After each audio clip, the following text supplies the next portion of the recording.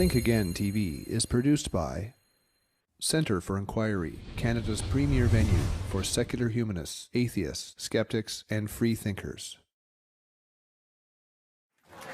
Good morning, everyone.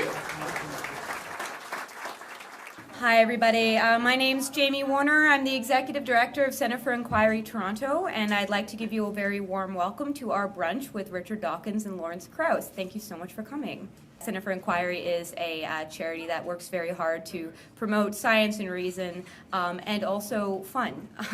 What we're trying to do is, with this brunch, is one, get you guys closer to some people who do a really fantastic job at communicating science and secularism, but also people who do it in a very engaging and entertaining way. And so those little goodie bags are trying to tell you that science and secularism can be fun, it should be fun, and we're hoping that today you'll get a sense of that as well from our organization, as well as from the speakers. So what we're going to be doing today is open up for questions for Dr. Krauss and Professor Dawkins. And first off, we're just going to have a brief introduction and a few remarks from our development director, Justin Trottier. So I'd like to welcome Justin up, who is going to be starting off with a little introduction for Dr. Krauss. Unfortunately, he has to leave at about 10:15, so we're going to try and make sure that we get all of your questions for Dr. Krauss answered first. And then we'll move on and we'll have a nice little chat with Professor Dawkins. So Justin, if you take it away, please. Thank you.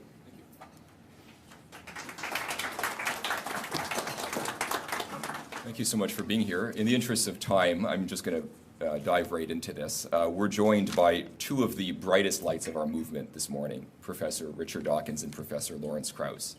Professor Dawkins, I will provide a more formal introduction to just after Professor Krauss has a chance to take your questions. Lawrence Krauss is being welcomed home today. He actually grew up in Toronto and studied at Carleton.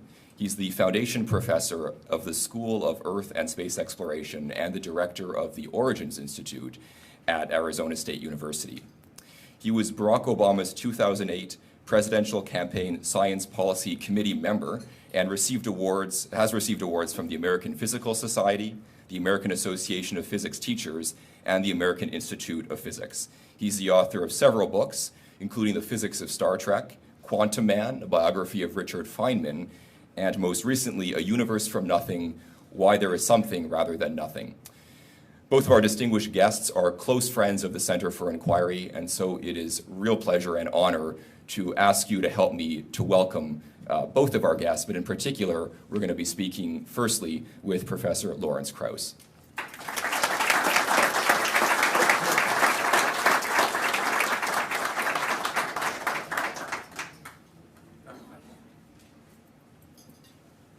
Well, thank you all for coming out this morning. It's a really kind of amazing given the short notice we gave Jamie. That's my fault. I wasn't certain of our schedule and kept saying, yeah, it sounds like a good idea, maybe. But I'm really happy to be here with Richard and all of you. And it's really quite amazing, actually, that it all happened and you managed to find a room in the hotel and everything. I think I'm primarily going to answer questions. I think that we've been talking a lot. I don't know if any of you got to see the movie. I hope if you didn't, you get to. There are now 4 showing, so hopefully that you can get into one of them. And we had a very good interview yesterday on TVO with Steve Paikin, who's a very good interviewer, and I think both Richard and I really enjoyed that. And it brought out some different things that I don't think have been discussed a lot. And I think the thing that intrigued me the most and that I've been thinking about lately is this notion of spirituality, which we were talking about, and the need to not just to point out the spirituality of science, but the need to point out that this vague notion of spirituality is exactly that, and that what it represents and what it doesn't represent, representing in some sense for many people the need to maintain what they get from religion without the religion, but on the other hand, the worry that it's so ill defined that it really doesn't provide what people really need, and it's a word that without meaning in large sense, and that I think we need to replace that that word with things that have more meaning in a real way. And so I've been thinking about that a lot lately, and planning to write about it. And so I'm glad it came up in the interview, and I'm glad both Richard and I got to talk about it. Because I do think that there's a two-sided coin here. One, the fact that the conventional wisdom is that science takes away rather than adding to people's lives. It takes away all the good things, and all those good things are provided by religion. And secondly, that somehow this need for something more cannot be satisfied by the real world is very disturbing, and I think obviously very erroneous. And I think I've been thinking about ways to try and conquer that notion and try and come up with something better. So stay tuned, and I'll be writing on that. I think that's all I'm going to say, and I'd be happy to answer questions for a while, and then turn it over to Richard, who'll be here for the next 2 or 3 hours. No, I'm just joking. We have him chained underneath the table. Yeah, that's right. So I'll just take him, I guess, yeah? Reading about the fact that the Higgs boson, you said that you didn't expect it to actually be found at one point. I was hoping it wouldn't be. Yeah, I was sure it didn't exist, actually. And Hawking said the same thing. He didn't expect it to be found. He even put money on it. Yeah, he does that a lot. Yeah. Is there anything that, since that has been found, now you've changed your mind about other things that maybe it's possible that they'll find things that you previously... It's changed my thinking a lot. This notion, I wish I had time to really go into a proper discussion of the Higgs boson, because it's a remarkable cap of a 50-year intellectual journey.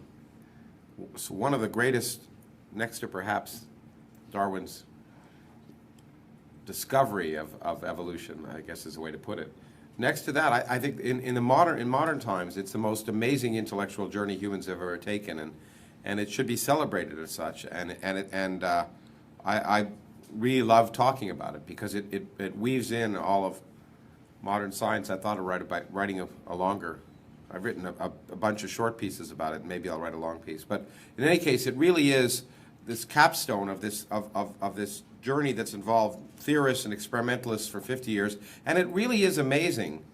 As a theoretical physicist, perhaps the most daunting thing in the world is to be sitting, from my case at night, because that's the only time I can seem to work, and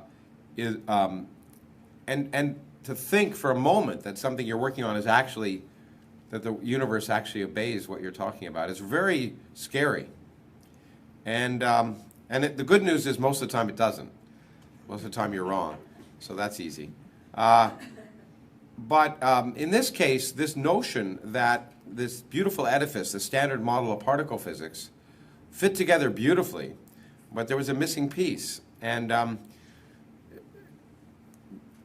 the missing piece was that well, I'll give you, I can't help it. I'm a teacher. I'll give you a 2-minute discussion of it. I can't talk about how important it is without laying the groundwork.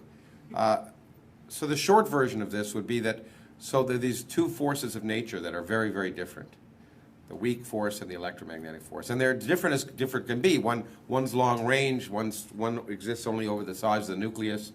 And one is very strong, one is very weak. Neutrinos that experience just the weak force. There are 10,000 billion neutrinos going through every square centimeter of your body every second. And during the day, they're coming down from above. And at night, when you're sleeping, they're coming right up through the earth. They don't interact. They go right up through the earth, right through your bed, and right through your body. So think of that when you're trying to sleep tonight. And so that, you know, the weak force is so weak that a neutrino on average can go through 10,000 light years of lead without interacting once. Okay, and so the electromagnetic force obviously isn't so weak it's responsible for us being able to see.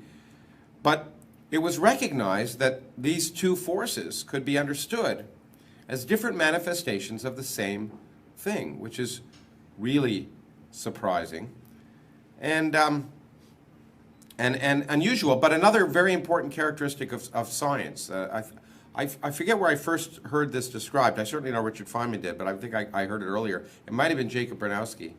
That one of the hallmarks of progress in science is seeing the things which on the surface seem very different are really different manifestations of the same thing. And of course, again, when I look at Richard, I think of evolution in that sense as well. One of the great beauties of Darwinian evolution is the realization that this incredible diversity of life can come from a simple beginning. It's really manifestations of the same basic biology.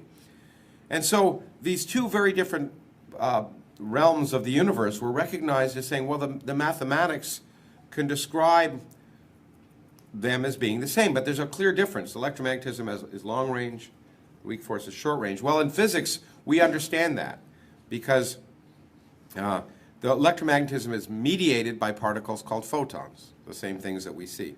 They have no mass, and that's the reason electromagnetism is long range, because the way the force works is I spontaneously create a photon here, and it heads all the way over there and gets absorbed.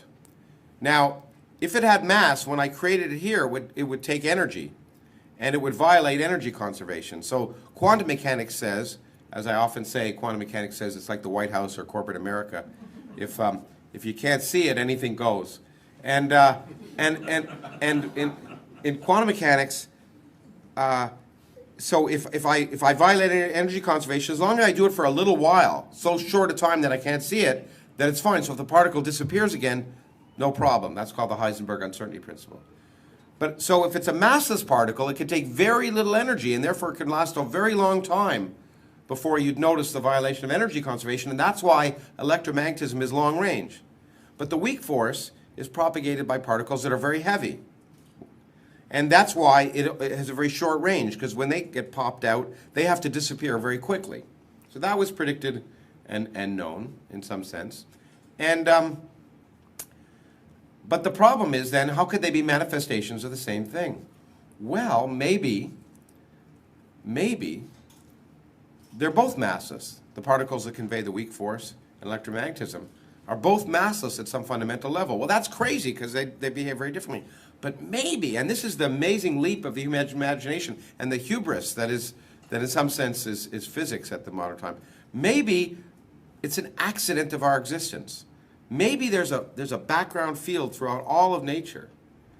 And what happens is that the particles that convey the weak force interact with that field, and it's like, as I often say, swimming through molasses. As they interact with that background field, they experience resistance, and they begin to act like they're more massive. If you push your car, if your car runs out of gas and you push it on the road, you can get it going, but when it goes off the road and hits the mud, it stops, it feels heavier.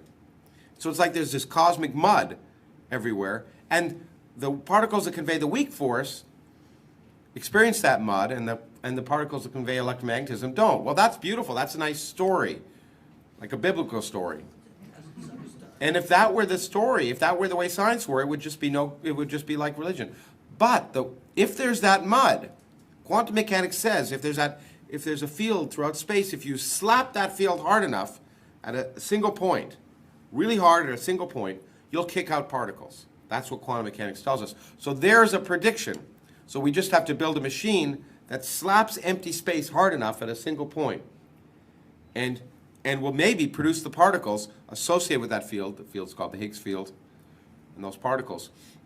And so one of the purposes of the Large Hadron Collider was to discover those particles by slapping empty space hard enough. It's really a kind of a S&M machine.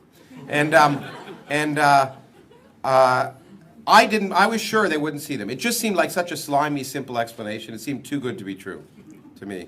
And that's why I was so surprised that that explanation is actually true. These particles exist. Now, for me, to answer your question finally, after a little bit of physics, the idea that these fundamental scalar particles could exist changes for me the entire picture of trying to understand fundamental physics. And I've been thinking lately a lot about the implications that may have for the dark energy that governs the universe. It opens up for me a whole range of explanations before that I hadn't considered, because I just thought the Higgs explanation was just too simple. And nature always surprises us. And this, it just seemed crazy that we would guess the simplest answer, and it worked out. And so I guess I was surprised, as I am by being surprised. So that's a short answer to your question. Yeah? What do you think of Jason Lau, who says that we should be seeing a lot of stars being born and a lot of stars dying, a lot more than we are seeing today. And he says that's proof that, the Big Bang is not true and all those things are wrong. Well, I guess the evidence of the fact that I don't know who he is suggests that I don't think much of what he talks about, I guess. Maybe that's the only way I can put it, I guess, okay. I mean, it's obviously he's had no impact. I don't want to seem, well, I guess I don't mind seeming pretentious, it's fine. But I know of people whose work has an impact on my work. And if that doesn't have an impact on my work and all of my colleagues, then I don't know about them. But look, the important thing but let me be a little less facetious. There are lots of mysteries and there are lots of puzzles. And so when we measure things, we often see things that don't agree with our ideas. But that's the hallmark of science that's at the forefront. When you're tentatively looking at things, often you see stuff that doesn't seem to fit. Most often, the anomalies are wrong. And in fact, we have to be, this is probably more important for this group. The easiest person to fool is yourself. And so we have to be on guard, not just about others, but we have to be skeptical of ourselves. That's probably the most important aspect of skepticism that I think I can convey. And that's particularly important for scientists. Because if you're measuring something and you find something strange, the most immediate response is, I've discovered something important. It's significant. And what you have to do as a scientist, again, as Feynman said, is you have to work equally hard to prove yourself wrong. That's right. You have to, most likely, you're making a mistake. And it's very, very difficult if you discovered something potentially wonderful, potentially earth-shattering, that something can make you famous, to have the courage, the intellectual courage, to say, it's probably wrong, let me figure out what I'm doing wrong. And so it's a really important process that experimental scientists, and to some extent theoretical scientists, but since I'm a theorist, we just talk, it's easier. Experimentalists actually do things. And to check your work and to try and prove yourself wrong. And then if you don't, your colleagues might. And so there are many times since I've been a scientist when, for example, I like to say, I was sure dark matter was real because it had died and been reborn so many times, and everything that's real has been reborn, as we know. Has been, in any case, because there's so many times that you think some implication of your theory implies that there are too many stars, there too much clustering, and then what you find is when you look at things more carefully, that's really not an implication. So people who claim that everything is wrong are generally wrong, and the reason is the Big Bang. That's the other thing. When I hear someone say, "Look, this doesn't agree, and therefore everything is wrong," that's just not the way science progresses. Science is based on a huge amount of experimental data, and the hallmark of progress is not to show everything's wrong. Einstein didn't show everything was wrong. In fact, Einstein did exactly the opposite. Einstein showed everything was right. What there was two theories, one of Maxwell, theory of electromagnetism, and one of Galileo, that when you're moving at a constant rate, you continue to move, and you can't really tell whether you're moving or not. All of you have had the experience of, if trains in Canada are smooth, of being in a train station and looking at the train next to you, and it was moving, and you didn't know whether you were moving or it was moving out of the station. Well, it turns out those two things are both right. They're both obviously true because they're both satisfied by the test of experiment, but they're incompatible. So what Einstein said is, I'm not going to throw out those things that are right. I'm going to show how those apparently incompatible things can be compatible, and it turned out the way to make them compatible was to show that time and space are relative, an amazingly brave thing.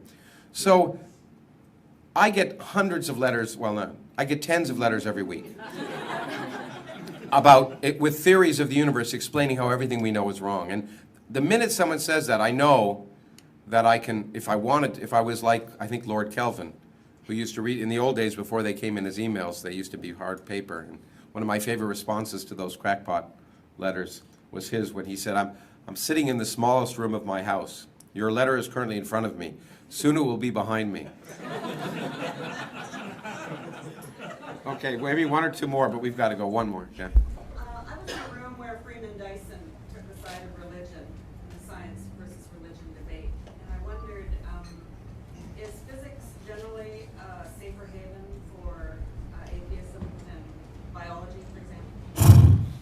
Well, you know, the key point to, I mean, Freeman just likes to be contrary. Freeman's a good friend, but he generally disagrees with whatever everyone else agrees with. It's just his property of him. And I think part of his, I read when he won the Templeton Prize, I thought, great, this is a chance for them to really be told off, because I respect Freeman greatly as an intellect. And I was very disappointed to see that he was so friendly. One of his kids is a minister, in fact. But the point is that the thing about science that people don't realize is that, as Steve Weinberg, who is an atheist, a Nobel Prize-winning physicist, has said, most scientists don't think enough about God to even know if they're atheists. God is just irrelevant. So it's not as if physics or biology are one or more safe than the other. God doesn't enter into it ever. In any scientific meeting, in any subject of science, God is irrelevant. And so it's the same everywhere. And maybe I think I have to go. I'm really sorry. I wish I could stay with you longer. Thank you very much. Thank you so much.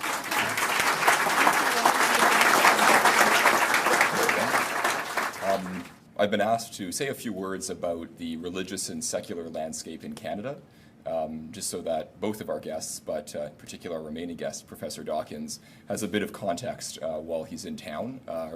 He doesn't get the opportunity to be in Canada very often, and he and his staff have asked that we share a little bit of the insights about some of the concerns we have here in our home country. So I will invite you to complement my remarks by adding your own during our discussion period. I think right off the bat, I should make it clear that Canada has a very strong reputation as a liberal, scientific, and forward-thinking country. It was the third country to legalize gay marriage, and of course our new premier is an openly gay woman. Our charter guarantees freedom of thought, freedom of opinion, and freedom of expression, and it is very rare to see the religious right taken very seriously here in Canada. But much of this may be the veneer of Canadian politeness and political correctness, at least according to Canadian journalist Marcy MacDonald, who wrote a book called The Armageddon Factor, The Rise of Christian Nationalism in Canada. MacDonald, who actually spoke at the inaugural event for our capital branch in Ottawa, argues that through political appointments, manipulation of the judiciary, and other actions both symbolic and substantive, our current federal government is seeking a long-term shift towards American-style religious ideology. In March of 2009, in a now rather infamous example of her remarks, a Conservative member of Parliament, Gary Goodyear, refused to answer a journalist's question about whether he believed in evolution. Instead stated, "I am a Christian, and I don't think anybody asking a question about my religion is appropriate." This might be laughable coming from your average politician, but Gary Goodyear is not your average politician. Gary Goodyear is Minister of State for Science and Technology, a cabinet position he continues to enjoy. Flash forward to February of this year, when our government launched in a mosque the Office of Religious Freedom. The office is headed by Andrew Bennett, who is a dean at a Christian arts college housed in a church in Ottawa. In writings on his university's website, Bennett, our new ambassador for religious freedom, has described Europe as suffering from secular fundamentalism, and then went on to argue that the greatest genocides in history have been perpetrated in the name of secular ideologies. Our government opted to close the existing International Center for Human Rights and Democracy and instead appoint a Christian apologist to open an office that many fear will provide benefit mainly to Christian lobby groups. I suppose we should wait and see. While south of the border, the mixing of public funds with public schools would be unthinkable, here in Ontario, as all of us in this room are well aware, we fully fund a Roman Catholic school system, while many other provinces provide public subsidies, sometimes as large as 60 to 70%, to fund private faith schools, including in Alberta, private evangelical schools that we know teach creationism. Government support for religion in Ontario's Catholic system has regularly pitted basic human rights against archaic religious privilege. Within the last decade, Catholic schools have banned atheist books, such as the novel by Philip Pullman, The Golden Compass. They've suspended a student for wearing the word pro-choice on her shirt. They've fired teachers for getting a divorce. They violated the Charter of Rights and Freedoms by prohibiting the establishment of gay-straight student groups in their schools. And of course, they continue to exercise their so-called right to block non-Catholics from attending or teaching in these taxpayer-funded schools. In separate but equally concerning developments, government scientists in Canada have recently been prohibited from speaking directly to the media about their work, particularly in the area of climate change. The Canadian government has come under increasing pressure from science advocacy groups such as the American Association for the Advancement of Science, the Royal Society of Canada, and Democracy Watch to reverse these policies, but have consistently failed to heed their advice. Suffice it to say, we need all of your help. We're building a structure that will ensure a long-term institution to fight for secularism and science here in Canada, but we can't build that without you. We're excited to announce the launch of our Donor Circle program, a circle of friends committed to our shared vision for a country where church-state separation and evidence-based public policy is front and center. Donor Circle members will be at the forefront and at the front lines of CFI. You'll join us at focus group sessions to discuss new programs. You'll come out to brunch with members of our board. You'll be solicited for feedback on a regular basis. And you'll work with us to host special networking events as we seek to enlarge this circle. The Donor Circle program is available exclusively to members of the Centre for Inquiry who support our shared passion through a monthly contribution of at least $25 a month. There will be enhanced levels with added benefits. I'm hoping that each of you will join our circle, and so I want to be candid with you for a moment, to you, our key supporters. Many of you have watched with pride, as I have, as our organization has grown and matured. We've seen CFI establish itself as a key voice in the media, as a regular host to some of the largest free thought events in the country, and as a provider of key social and community services. But without a solid foundation, this may not sustain itself, nor provide a platform for real long-term positive change in our country. You've seen what we can do. We're asking you to give us the resources to continue to do this important work and to even expand upon it. A monthly donation on an ongoing basis is the single best way to guarantee the continued growth of the CFI. CFI is always busy. Tomorrow we're going to be joining an international protest against the arrest and persecution of Bangladeshi atheists and freethinkers. I'm sure many of you have heard about this tragedy that's happening in Bangladesh. We'll be at a public demonstration at nearby Yonge and Dundas, and if you'd like more details, please come talk to me. I hope to see many of you there tomorrow.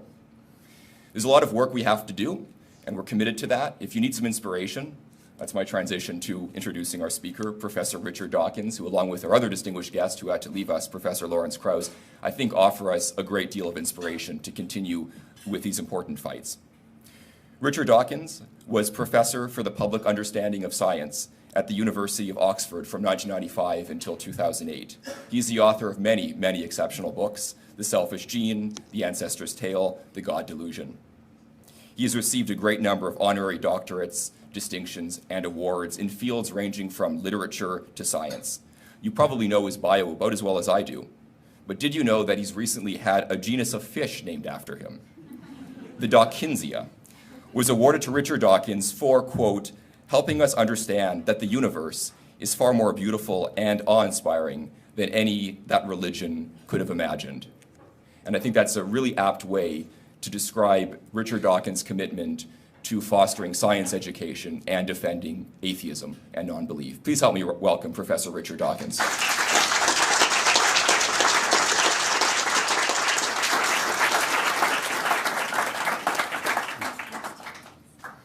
Well, thank you very much. I was very disturbed to hear Mr. Trottier's account of what's going on in Canada at the moment. I didn't know about that, and I applaud what the CFI in Canada is doing. Let me know if I can help in any way. I listened attentively to Lawrence's comments and was very amused, as everybody else was. On the TVO broadcast yesterday, I was somewhat amused in a sort of backhanded way by the way the anchor described Lawrence as the funny, nice one. I was also amused to be reminded of when he talked about spirituality and Stephen Hawking. I was once at a literary festival in Britain, and Stephen Hawking was there, and I listened to his talk before mine.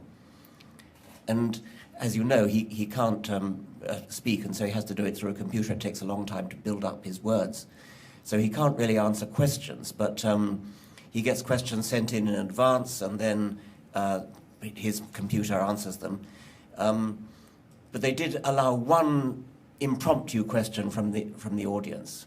And a man stood up and said, "Professor Hawking, I wonder whether you feel that there's a spiritual dimension to the universe, whether there are more things in heaven and earth than are dreamt of in your materialist philosophy, Horatio." Went on and on and on about mystical things, and don't you feel that there's a mystical, spiritual dimension? He went on.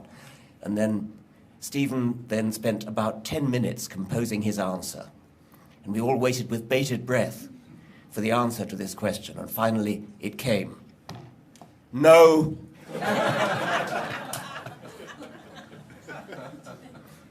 I also, when Lawrence was talking about the Higgs boson, I, of course, didn't understand what he was saying any more than any of you did. But I am very deeply moved by what's going on in modern physics. And I visited the Large Hadron Collider on 2 occasions. And I think on both occasions, it's fair to say that I was pretty much moved to tears by the feeling that this gigantic enterprise, put together by a group of people from all over the world speaking dozens of different languages, all aimed at understanding the very basis of the universe in which we live. And I really was moved to tears by that. And I tried to convey some of that in one of my books, The Greatest Show on Earth. Tried to convey my feeling of poetic humility and being so moved by the Large Hadron Collider. Unfortunately, it all fell rather flat because there was a misprint in the book. Nobody's ahead of me. Large Hard-on Collider. I was shocked by some of the things that Mr. Trottier told us about. In particular, I think the Minister of Science, who when asked for his views on evolution, protested that it was no business of anybody else what his religious views were. I mean, that's pretty shocking coming from, was it the Minister of Science? Yes. I have not come prepared to make a speech. I said that all I could do was answer questions. I'm very happy to answer questions from anybody. Yes, Amanda. I'm a magician by trade, and I get the "how did you do that" question often. And so I see lots of superficial curiosity, but no one ever following through to do the research or to think about it seriously to actually figure out how any of it was actually done. They say, "How did you do that?" But their curiosity is being bounded by something, and either as a teacher or a biologist. Do you have any thoughts about what that something might be? Where did it come from, and how do we get rid of it? I'm actually very interested in your profession. I think it has rather important, almost philosophical implications. I prefer not to use the word magician because people confuse that with the sort of supernatural magic which you get in fairy tales. So I like to use the word conjurer instead. I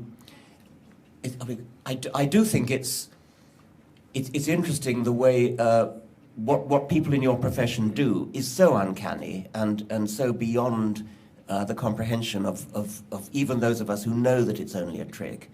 And so it ought to serve as a kind of cautionary tale in skepticism for when we are told stories of miracles that people believe to be supernatural. When you see what can be done by a really skilled conjurer, you ought never to be fooled by something that appears to be supernatural. And many people are. I think you're probably right that the curiosity people show is rather superficial. I recall with really deep shame my own lack of curiosity when, as an adult, I forget how old, but I certainly wasn't a child, I saw a trick being performed on television, and it was a man, a near-naked man, with a fish hook through his back, in the skin of his back, and a bit of string tied to a railway truck. And he was purported to be pulling this railway truck with this little bit of string tied to a fish hook in his back. And my reaction then, and I blush as I say to say this, was to feel that probably is supernatural. I mean, how could I be so stupid as to think that an obvious violation of the laws of physics was actually going on before my eyes? Having seen conjurers, this wasn't even a very clever conjuring trick. I mean, I'm sure it was just rather elementary to somebody like you. So I sort of feel, and nowadays I take rather pride in my skeptical outlook on the world, but I sort of feel, well, if I could be fooled by such a stupid trick as that, I should be more sympathetic towards others who tend to be lulled into gullibility. Yes. Yes. I'm also a magician, I would say, perhaps, or thought to be one, because I'm entitled to use the title Reverend. And so within the religious community, we are often thought that we can do supernatural things. However, I'm privileged and humbled to be able to lead a community that is comprised predominantly of atheists and freethinkers and those who would eschew any label, and indeed would accept any of those labels myself. My concern is, and I'm wondering what your perspective is on the fact that within religious community, for good or for ill, communities have been able to establish an ethic, a system of morality by which they're able to be in common discourse with one another. And as we lose churches because we're failing to transition them, as I have been able to do with mine, at any rate that would suggest any kind of survival, we're losing that place where we can create that safe space for civil discourse to then inform civic discourse, and so have the conversations that we need to have with Lawrence around, where is the ethical boundary to science? Is there one? Should we establish one? Should we have a rubric? And if we did, would we hold to it? And those kinds of conversations, and so that we can have the conversation about how religion is influencing politics.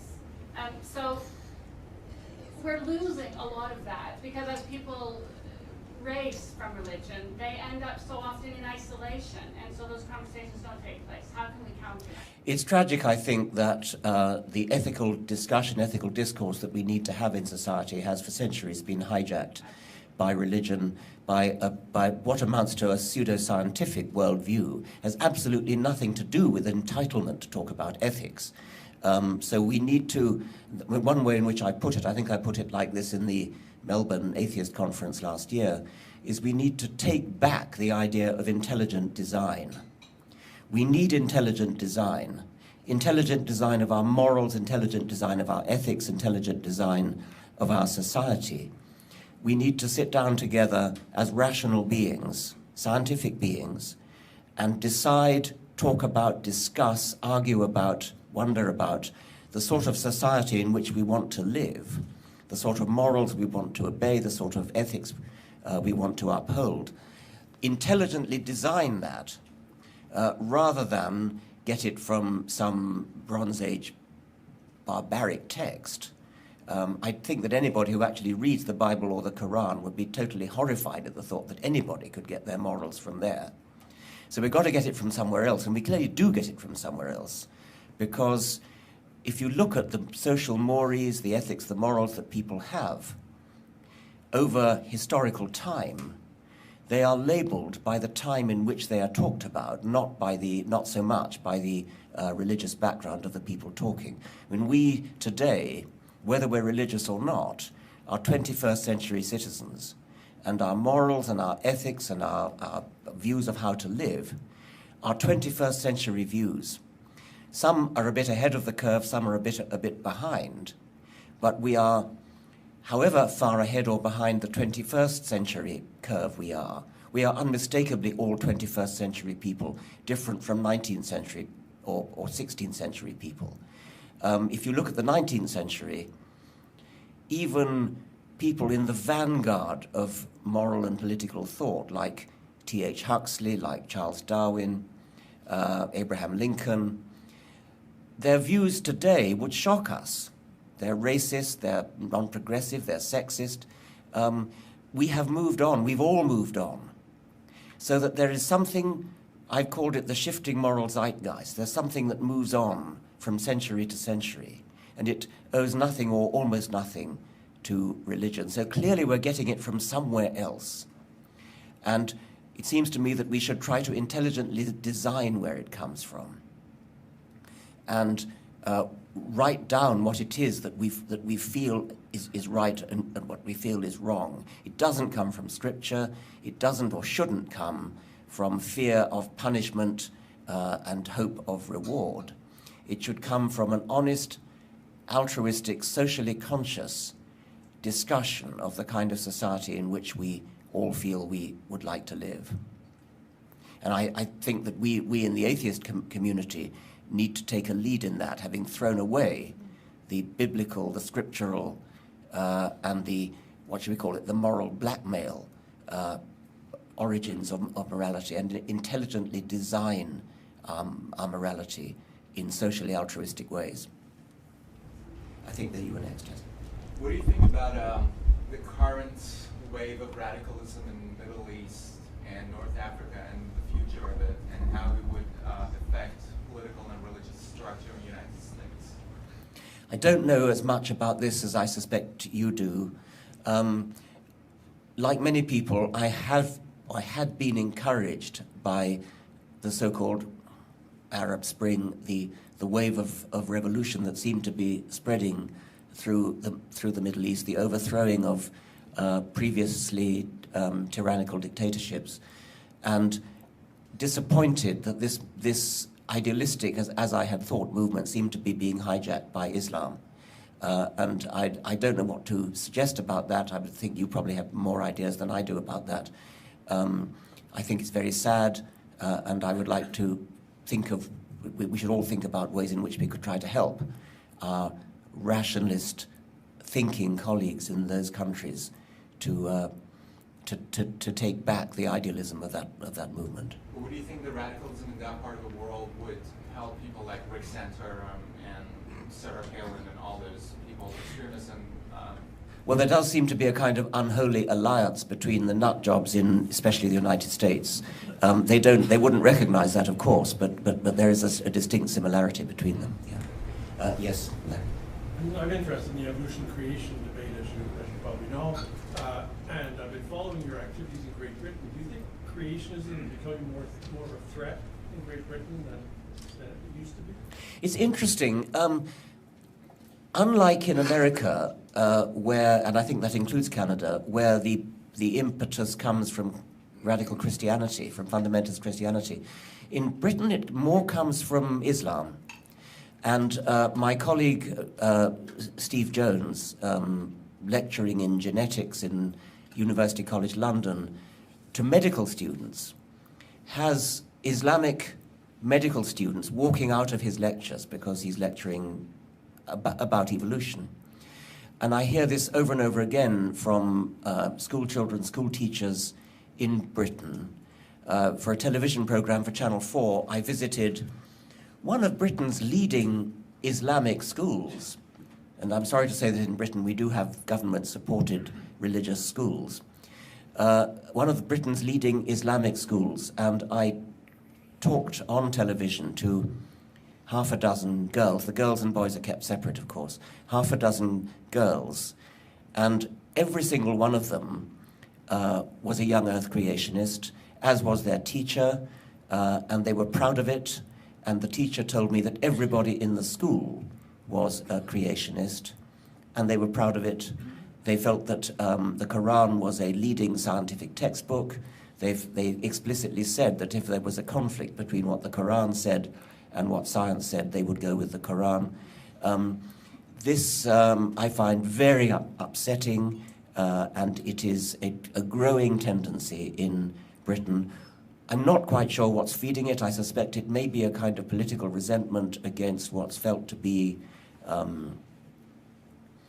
political neo-colonialist attitude of perhaps they feel it's fueled by racism. There's a kind of loyalty thing, that loyalty to Islam means you have to believe this nonsense which contradicts everything that science is telling us. I think it's very disturbing, very upsetting. I wish I knew what we could do about it.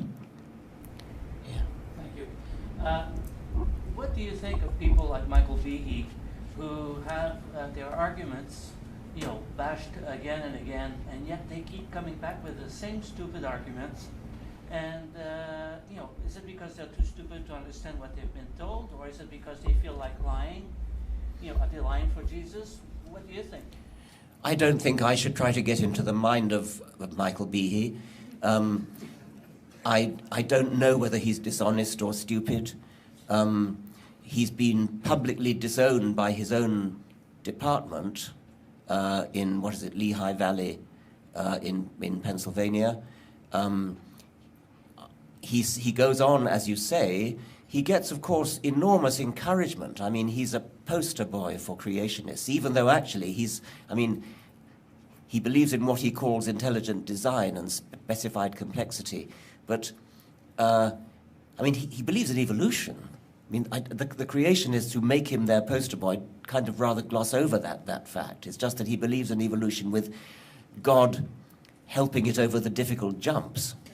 But nevertheless, he's a kind of rock star of the creationist movement. And I guess that may seem flattering, I don't know. I would have thought any decent scientist would have preferred to look for the respect of his scientific colleagues, but whatever else he's doing, he's not doing that. Yes? I'm a psychotherapist, and I get a lot of pushback not only from colleagues, but my association, about when you deal with a client who is going through some guilt or other issues that is related to religion. Either you're supposed to work within their belief system or get around it, but not to attack religion and that sense of rationality. And I was wondering about Britain, how they handle it, or are you aware of it, or how I could create more change within the field? I don't know what shrinks, let's just say, for generalize, are taught to do. I know that my ex-wife is a Samaritan who deals with distressed people phoning in, threatening suicide. And they are told in no uncertain terms in their training, Samaritans don't preach. They let the person talk. And I think what you're talking about is something similar, that people in the psychotherapy professions are probably taught not to try to change the views of their patients in that kind of way. I've met that in teachers as well. Teachers who are suffering when trying to teach evolution, when children say, "You're upsetting my religion." The teachers have been told, you must not upset their religion. You must go along with their religion, teach them the science, but don't tell them that your religion is a load of rubbish. I wouldn't tolerate that if I were a teacher. If I were a teacher, and I suspect if I were a shrink, I wouldn't be capable of holding my tongue in that sort of way. Why should I? If somebody is talking obvious nonsense, then it seems to me would be my duty as an honest person to say so, but then I probably wouldn't last long in that profession. So I don't have any advice for you. You know better than I. Yes. Sorry. Okay, let's have this one first, okay? I have a question about your current view on why seemingly the United States is such a paradox that the developed nations, it is so religious. And I know that in one of your books, you wrote at one time that, in your view, perhaps it was because there was so much competition between the various choices for religion. Whereas in one of his books, Sam Harris, I think, wrote that, in his view, and in the research seems to bear out, that where there are chasms in terms of social disparity, both income and class and so forth, that's where religiosity really takes root. And in his view, that was why, I guess, the United States is so religious as an aberration in developed nations. And I know it was a while ago since you wrote that in your book, and I was just wondering, like, what your current view is, why the United States is so religious, Okay, the question is about the anomalous position of the United States in Western civilizations in being so much more religious than anywhere else. I don't know where Canada stands on that, by the way. Can anybody tell me? Coming along behind. Sorry? Always in between Europe. Always in between, okay. Canadian way. But if you, if you look at the figures for all sorts of indices of religiosity, it is true that the United States is way off the picture. It doesn't fit in with anything else that you might expect from looking at Western Europe. It's much more in with the Islamic countries. You have to go right over Europe to get anything similar. And the questioner mentions two things. She said that one hypothesis is that because the United States is founded in secularism, the founding fathers were all secularists. They were either deists or if religious, they kept quiet about it. They didn't feel that it should have anything to do with government. Because there is no established church, whereas in Britain, in Scandinavia, there is an established church. In those countries, the established church has seen to it that religion has become boring and tedious and nobody cares about it. It's just what you do when you're born, get married and die. And it's responsible for state ceremonies, state funerals, state weddings and things. But nobody really takes it seriously. Whereas in America, where there is no established church, this freed up religion to become free enterprise, to become big business, to become, to use all the slick techniques of advertising. And so you get these mega churches, and I visited one or two of them. They're very frightening places. The other observation which the questioner made, and I think she probably got it from the work of Gregory Paul, she quoted Sam Harris, but I think it comes from Gregory Paul, that if you look worldwide and if you look within the states of the United States, you find a correlation between religiosity and poverty, religiosity and lack of social benefit, social caring. In those countries and in those states within the United States where there is a lot of social welfare, you get low levels of teenage pregnancy, low levels of abortion, and so on, that's where you get the least religion. You get the most religion where all the indices of social distress are high.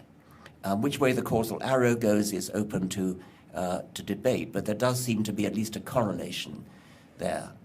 I've heard a third hypothesis about the United States, which is that being a society of immigrants, so many people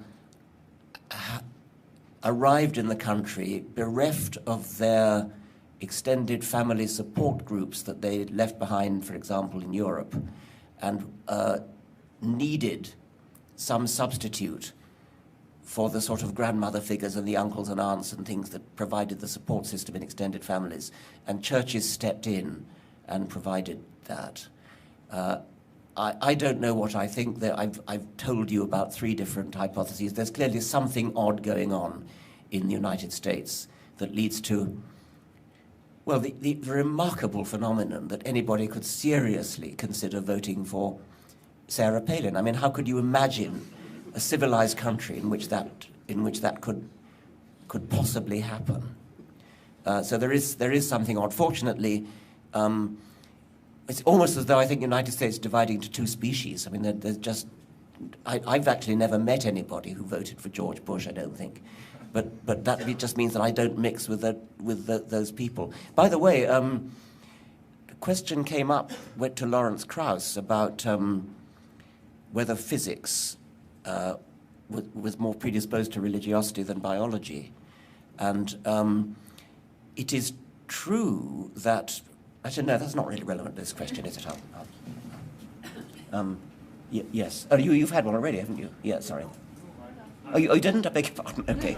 I'm often intrigued by the decline of science support among the political right, and especially obvious in the last 20 years. So 22 years ago, the Soviet Union collapsed, and until then, there was an external threat to Western society. It was the scientists who would develop new weapons and laid the groundwork for prosperity, economic growth. So, say in the 1960s, scientists were 1950s, 60s. Scientists were at the center of society, and were really important to in the struggle against the others, against the Soviets. And when the Soviet Union collapsed, that sort of disappeared, particularly on the right side of the political spectrum. Is there anything that can replace that external threat to? Yes, it's interesting that it's a major theme of 1984, isn't it? That the ruling dictatorship, the ruling party in 1984 had to have an external threat in order to motivate people, and so there was a more or less fictitious permanent war going on between the three great powers, and then there was the great public enemy. I forget his name. Goldstein? No. I forget his name. But there had to be a public enemy. And I mean, I take it. Are you suggesting that after the collapse of the Soviet Union, Islam took over as the sort of bogeyman? Is that what you're leading towards? I see more the lack of that external threat, and this is more for the political right that kind of needs this threat. It's not so much the left side of the spectrum that seems to be motivated by that. Yes. Well, it's an observation. I take your observation, and I think it's interesting. I have no real comment on it. Yes. Yeah. There's a saying that says, bad ideas don't die. The people who have bad ideas die.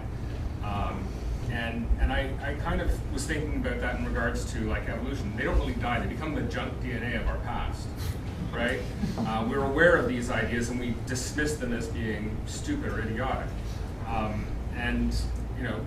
Do you see a point where, like, obviously 19th century, I think somewhere in the book was saying about Newton was a Christian, but then of course everybody was back then, and now we don't have that happening anymore, that Christianity, Catholicism, religion in general is becoming part of our junk DNA.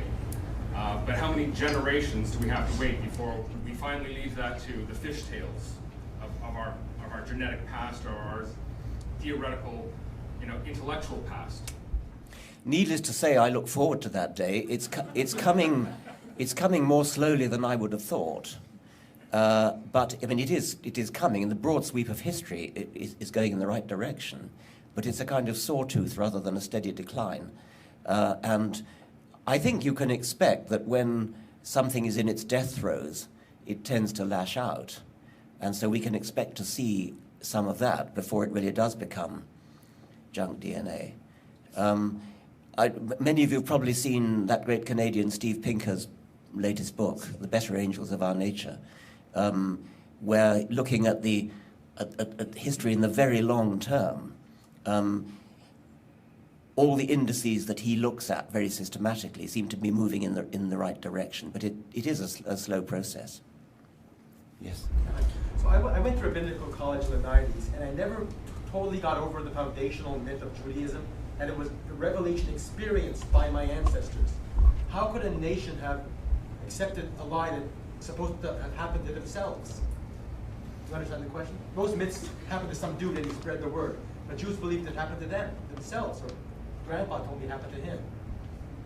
I'm not quite sure I get the point. How did the national myth begin? Yes. Where they all believed it happened to themselves. I met this, I actually had a very nice dinner. I was invited to dinner, my wife and I invited to dinner by the chief rabbi in Britain with about 15 other people. We were the only non-Jews there. And it soon became clear that they all bought into the idea of specialness of Jews. And one of the most impressive things I was told, and I think it's true, is that there is a quite astonishing mismatch between the proportion of Jews in the world and the number who have won Nobel Prizes. I mean, it is just a quite staggering mismatch. That's something like less than 1% of people in the world are Jews, and something like more than 20% of Nobel Prizes have been won by Jews. So there's a certain amount of empirical support for specialness. And I tell you that story because it impressed me, but I still don't think I quite understand the question. The question is, the ancient Israelites believed that they personally experienced God's revelation. It wasn't like Moses was one guy saying, hey, guess what happened to me? everyone went through the desert. Everyone walked through the Red Sea. And then they told their kids, and their kids told their kids all the way to 2013. Yes. So how did they all come to believe it happened to themselves?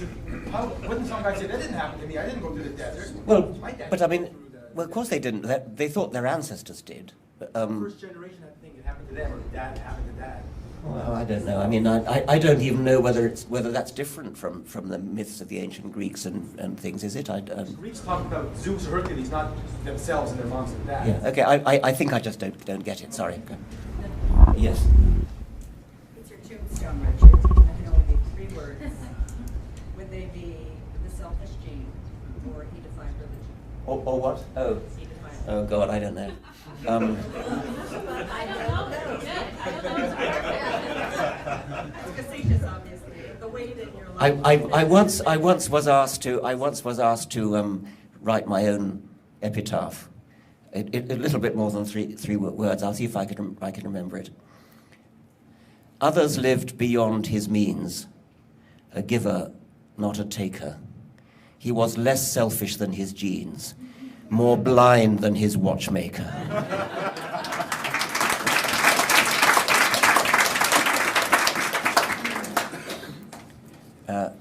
Yes. Yeah. As the author of Great Show, got a question about, I guess, the education, the next generation of the seculars and humanists.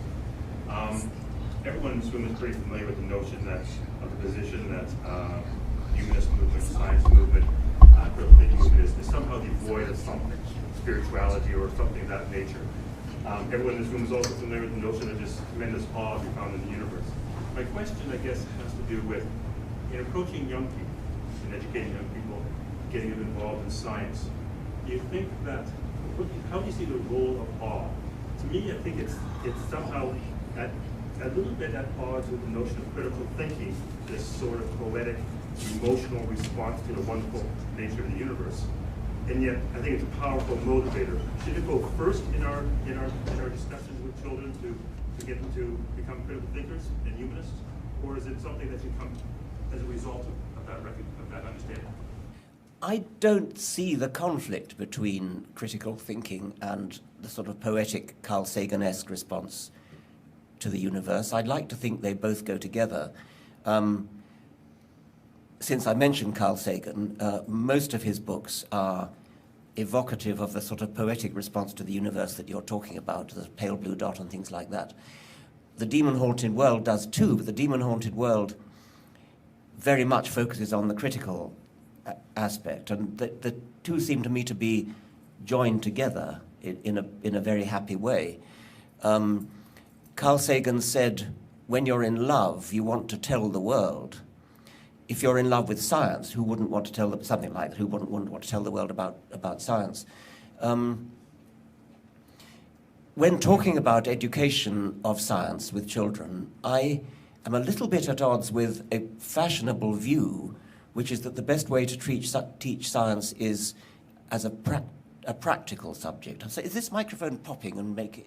Should I just try not to use it at all? Would that be better? This is fine. There is a view that scientific education should be practical, that children should be immediately given a test tube and a Bunsen burner and told to make bangs and smells and things.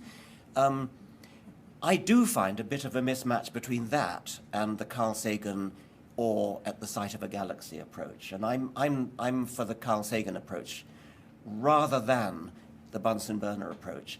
We do need the Bunsen burner approach in order to educate a generation of children who will become practical scientists, and we need to have scientists. But there's an analogy, I think, with music here. You can become a lover of music and a well-informed, educated lover of music, actually quite knowledgeable about music, without ever learning to play an instrument, without having to go through the discipline of five-finger exercises on the piano or violin or something. And I think that perhaps we need to understand that you can teach science without a Bunsen burner, that you can teach appreciation of science. And students who are not becoming specialist scientists do need to have science appreciation courses which open their eyes to the wonder and the glory of the world in which they live, the universe in which they live, as seen through the eyes of science. I suspect that some of those people at present are rather put off by the fact that in a science class, the first thing, and almost the last thing they meet is a Bunsen burner. Yes. Science question, epigenetics. Oh, not the epigenetics question. No. Sorry. I beg your pardon. I'm just so bored with epigenetics.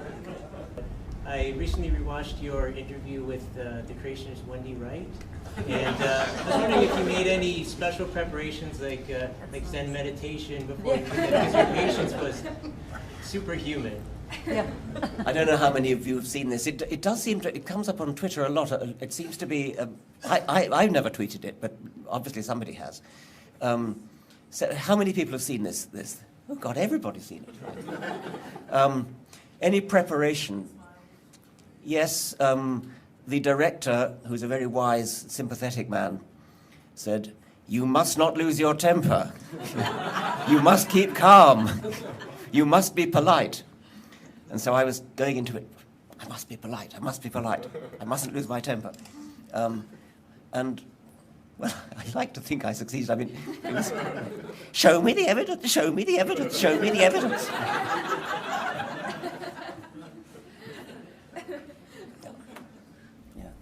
Another trivial question. Many public intellectuals in Britain have accepted knighthoods. If you were offered knighthood or the Order of Merit or something, would you accept it, and why or why not? Yes, I think I would. I mean,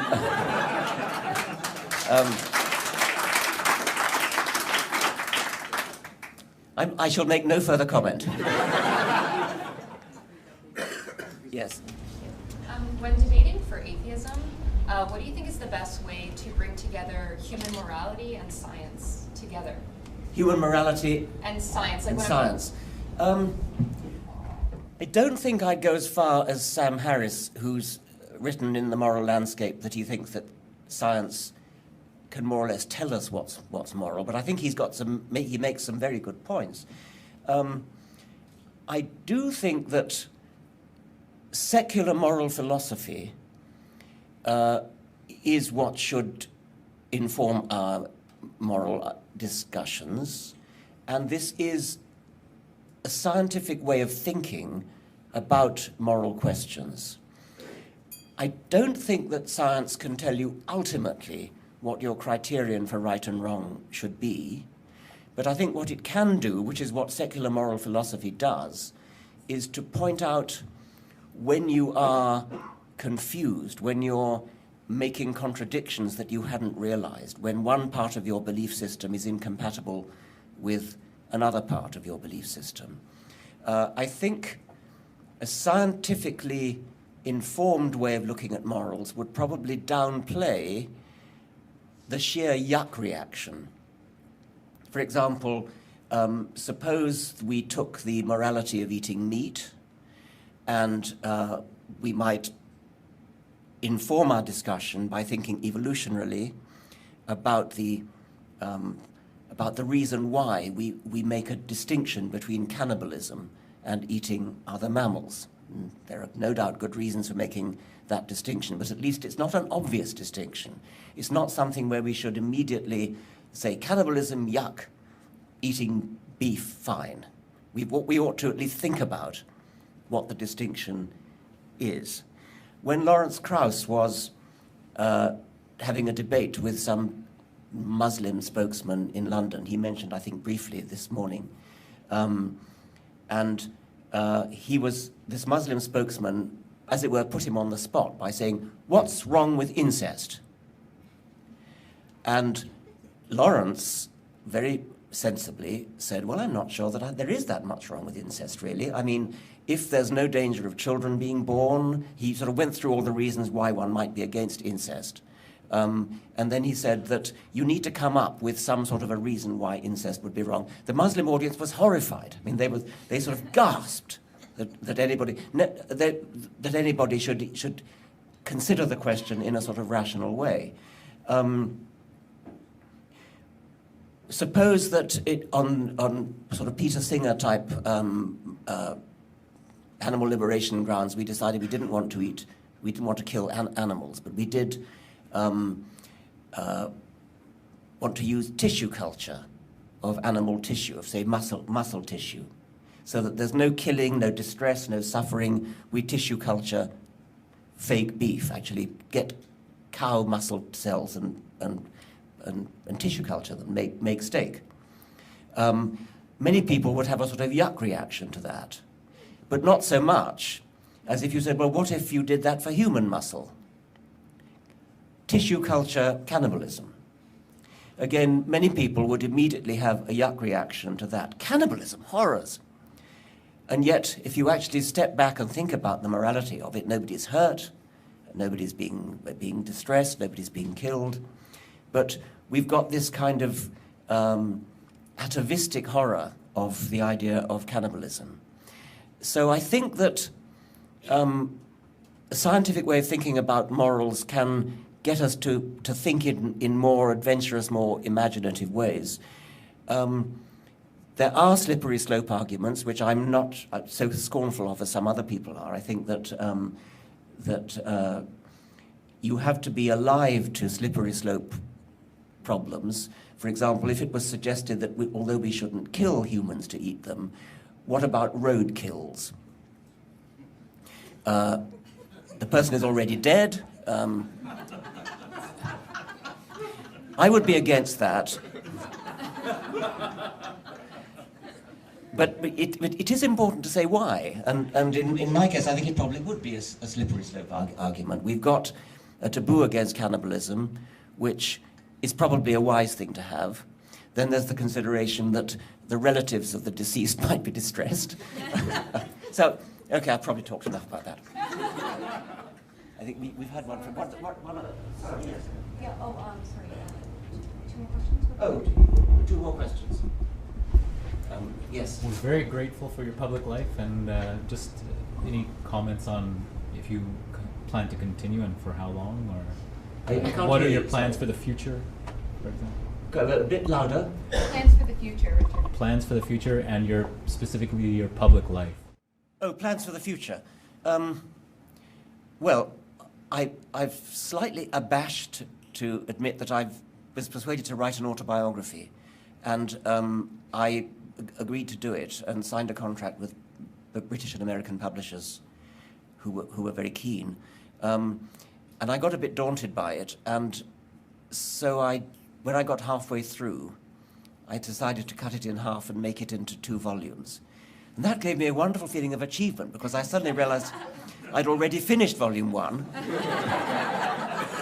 And so I took volume 1, indeed it is now in proof. I have the proofs in this hotel, I'm working on them now, up as far as finishing my first book, The Selfish Gene, which did mark a kind of natural dividing point in my life. My life did rather take off in a different direction after that, so it's a fairly logical place to stop. The other reason, apart from getting this nice, warm, glowy feeling that I'd achieved something by finishing a book, there was another reason for wanting to split it into 2.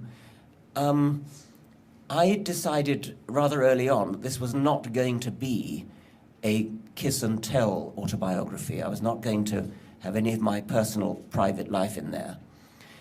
And that, I think, was a very good decision. I'm going to live up to that. But it made the first half of the book, which is largely about childhood, seem a little bit anomalous, because you can't write about your own childhood without being personal and intimate. And I felt that if I had been personal in writing about childhood and then suddenly stopped, and when I got to sort of more adult personal things, it would look anomalous and look odd. Dividing it into 2 volumes with 2 years between the 2 volumes kind of makes this natural break. And so that was a highly confidential reason why I decided to divide it into 2 volumes. But volume 1, I'm not allowed to call it volume 1 either. It's got to have a separate name. The publishers insisted on that. And that's coming out in September 2013. And the second half will be in September 2015, with paperbacks in intermediate. Yes. one more question, I think I'm told. You've had one, I think, haven't you, back there? Just a question with your background in evolution and your early adoption of computers. We seem to be locked in like a vicious circle with regards to technology, that we keep inventing more faster machines, more complex machines, and our civilization gets more advanced and needs more complex machines to take care of it. Do you foresee this as an expression of evolution, that we are essentially transiting, we're essentially doing a job of transiting life from biological to possibly electronic in the future? Yes, this is the sort of science fiction question which I am interested in. I mean, I think that it's a not unreasonable speculation that in some thousands of years' time, there may be a group of silicon beings sitting in a room like this, speculating about the possibility that way back in the dawn ages, there may have been some soft, squashy, sort of water-based, carbon-based life form that perhaps gave rise to us before silicon life came along. I think it's a not unreasonable science fiction plot. Yes, they would. Yes. They would have creationism, that's quite right.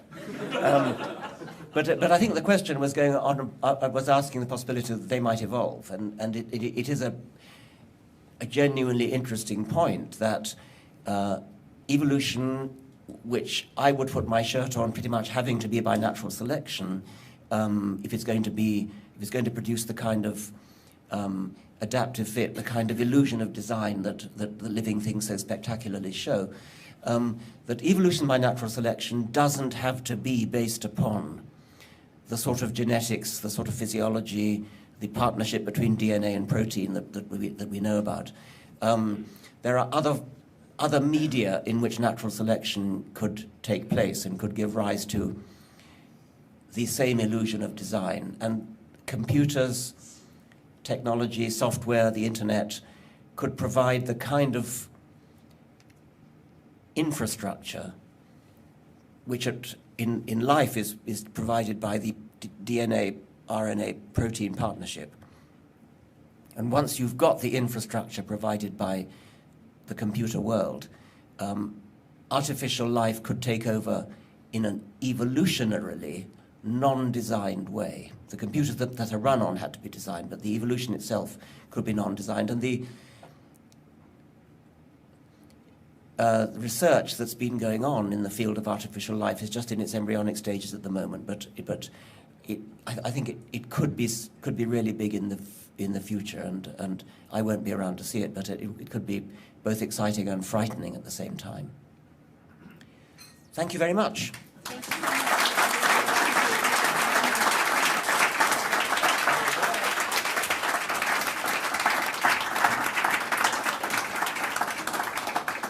Thank you ever so much, Professor Dawkins, for answering our questions today. I'm really just blown away to see that you've put the exact same level of insight and eloquence and humor into answering our small group's questions as I've seen you do on TV for millions of people. And I think that we're really very, I was about to say blessed, I mean gifted, fortunate today to be in this room with you, and thank you so much for giving us your time. I just want to mention, Professor Dawkins, I'm hoping that I'll get to call you Sir, Professor Dawkins, Sir Dawkins in a couple years from now. That'd be great. Sir Richard Dawkins. He will be signing books at the close of the presentation. And thank you all for being here with us today. For the closing remarks, I'm very proud to introduce our Chair of the Board, Kevin Smith, as well as our Vice Chair and Treasurer, Gary Fitzgibbon. Please.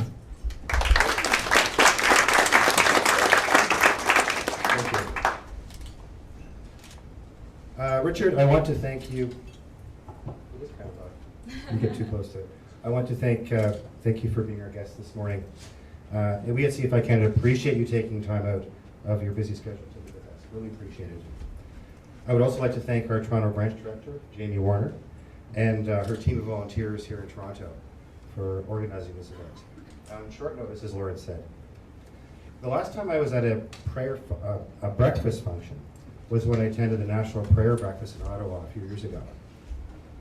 I had not flirted with going to the dark side.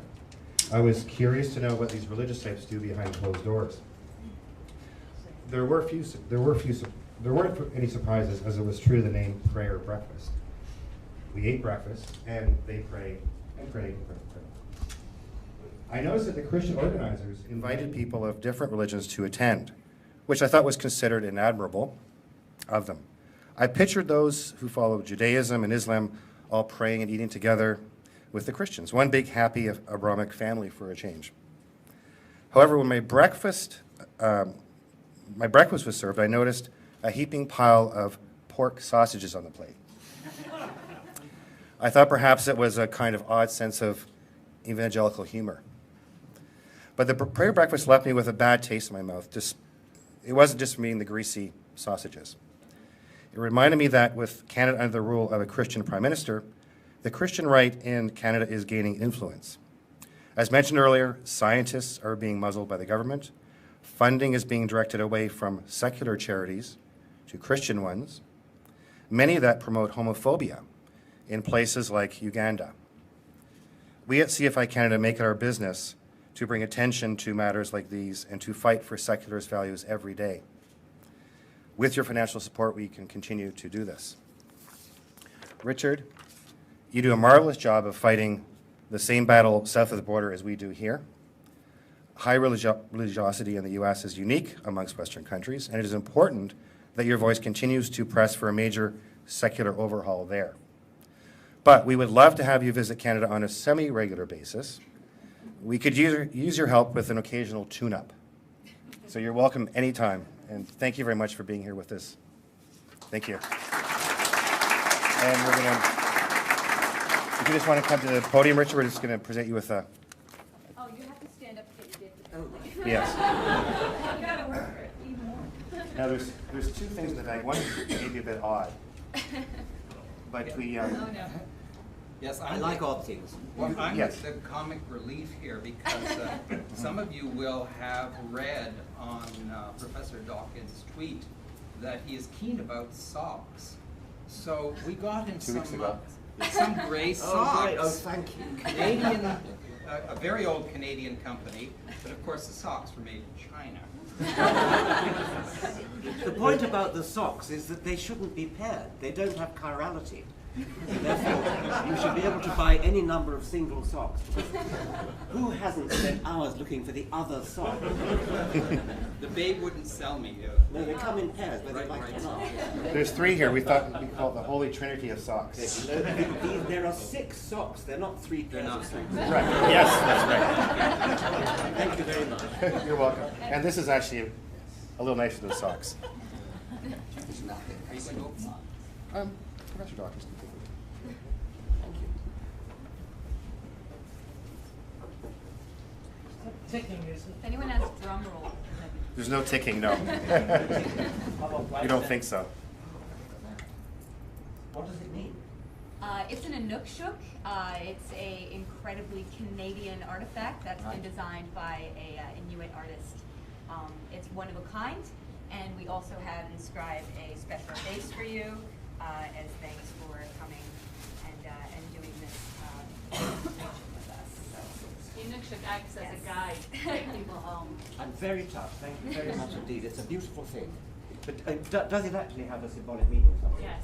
Yes. Yeah, it's a guidepost, essentially. The Inuit Guide you the would way. put them on the hill, so they would see where the next one was. They'd go, then they'd see the next one, and they could find their way home in a white land. But that would be a big one. It wouldn't Yes, be very big.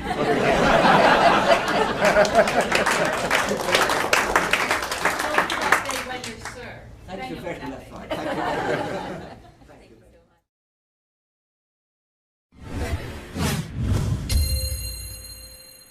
Think Again TV is produced by Centre for Inquiry, Canada's premier venue for secular humanists, atheists, skeptics, and free thinkers.